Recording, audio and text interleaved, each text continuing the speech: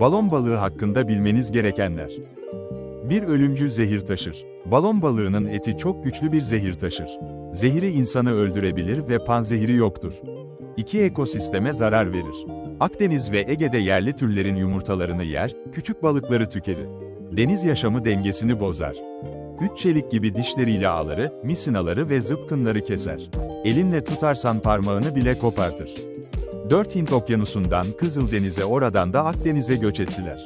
Türkiye kıyılarında hızlıca artıyor ve baskın hale geliyorlar. Ekosistemi korumak için Tarım Bakanlığı'nın balon balığı hakkında çıkarttığı yasada etkisiz hale getirilip kuyruk başına 25 TL para ödülü bile veriliyor.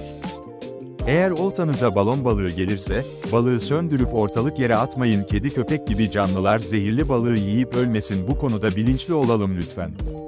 Bu tarz videolar için videoyu beğenip yorum yapmayı ve bizi takip etmeyi unutmayın.